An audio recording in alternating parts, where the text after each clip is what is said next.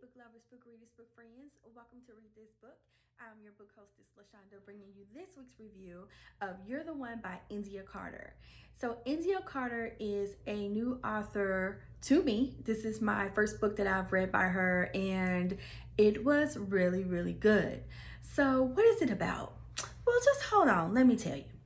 So, You're the One is a story about Martese and Preston and the unexpected miracle that happens between them, for them, to them. So Martese is a social worker. She's married, and her husband is in the military, and he is on assignment in Afghanistan. And she gets the dreaded phone call that her husband has been killed. But instead of being killed in Afghanistan, he was actually killed 30 minutes away from where they live. And she's like, what? That's not possible. He's in Afghanistan. And he was not. He was not. So she does not know what is going on. She's like really confused, about what's happening, and just distraught because she's been married to this man for 20 years. And that's the last thing she's expecting, was to get the phone call that he's dead, and he's dead in the United States. And so she's trying to process that and grieving and going through, just trying to figure out, make heads or tails of what's happening, when she gets a call from her boss saying, hey, there's this little girl named Amaya that you need to go and get. She's coming in on a flight. It's a situation where her parents were killed and she's being delivered to her guardian. And so Martese goes to get Amaya, who is for a 9-year-old little girl. She's very smart, very sassy, very witty. And she's holding up pretty well, considering that her parents, that she lost her parents, and she's being delivered to someone that she does not know. Enter Preston. Preston is a lawyer. He's an attorney, as he likes to boast and brag. Preston is a little childish. He's a little immature. Preston spends his evenings picking up ladies at bars and clubs and drinking beer for breakfast. Preston sounds like a real winner there, but he's a lawyer. So she has to deliver Amaya to Preston, and when she shows up at his place, he's a hot flaming mess. He's entertaining, and he's also out of his freaking mind drunk. And she's like, yeah, you're the worst. I'm not leaving this child with you. We'll be back tomorrow. Get your life. And he's like, who the hell is this chick? So Martese takes Amaya, and they are talking, getting to know each other. She stays with her. At the same time, Martese is really dealing with some untruths. And so she's trying to keep it together, like, girl, it's gonna be okay. She's trying to hold it together because she has this little person in her charge that she needs to make sure is also okay, and then she can fall back apart. So they go to meet Preston again, to talk about Amaya, what needs to happen, and her and Preston are just like just button heads. And part of it is because he's an ass, and she is like, listen, I'm 1 second away from taking your whole life, just rip your spine out. I'm like, okay, interesting.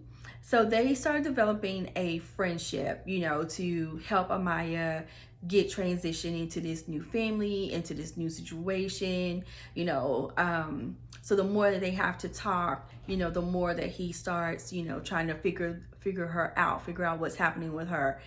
And boy, does he figure it out.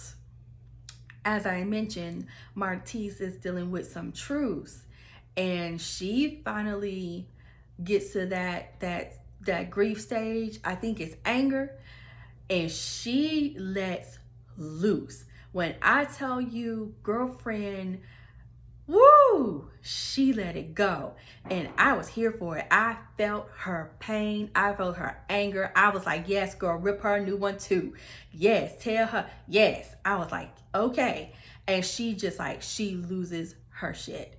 and has complete and total meltdown. And Preston is like, like he don't know what to do, because he wasn't sure what was happening with her. He just knew that there was something. And when he, finally was able to put the pieces together, he was like, ouch, here I am being kind of like a jerk. So I need to be better and not aggravate her. And I was like, yeah, dude, how about that? And so, he's trying to talk to her from an attorney standpoint, what she needs to do from a friend standpoint, like, hey, maybe you're being too harsh, and, try to help her see that she's not the bad person in the situation. She just has to deal with the unfortunate events that came after her husband passing. She ain't trying to hear that. Martese wasn't trying to hear none of it. Martese was all like, nah, nah, everybody can get some. I'm done. The only person she was here for was Amaya. And I was like, okay, I feel you. I understand 100%. Okay. And so, they're kind of chugging along. She's trying to process and deal with the grieving stages. She's trying to come to a new realization of how she feels about Preston, and Preston is trying to, come to terms with what he's feeling about her, because he's never been in love before. And so he's like, what's this pain in my chest? Like, what's this I'm feeling? And Amaya's just like, y'all stupid. Like, what? Will y'all get it together? It's a beautiful story. I mean, there are moments in there where I laughed out loud. Like I said, when Martese finally lost her shit and went off on everybody, I was like, yes.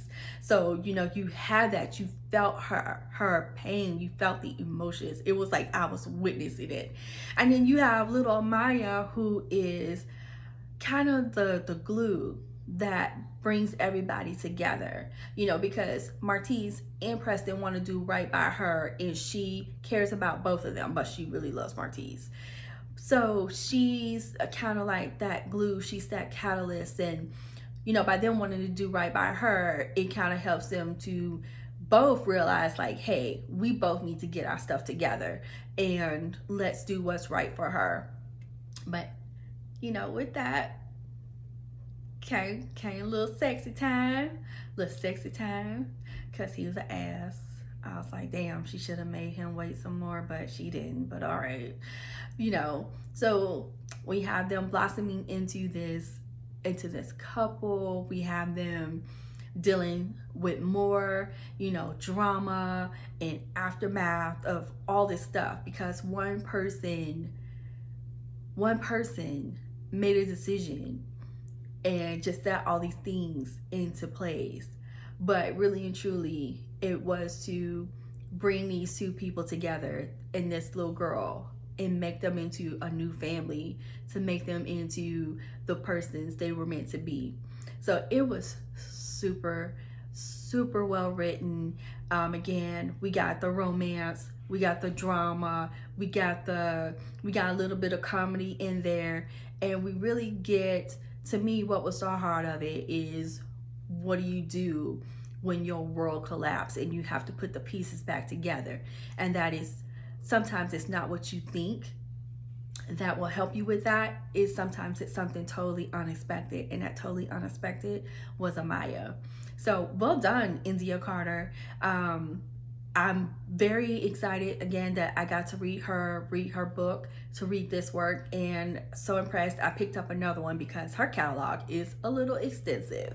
So I'm looking forward to reading more of her works. If you've read her works, leave a comment below. Let me know what you read, how'd you like it. If you read this book, let me know. Did you like it? What did you, what was your favorite part? Just let me know.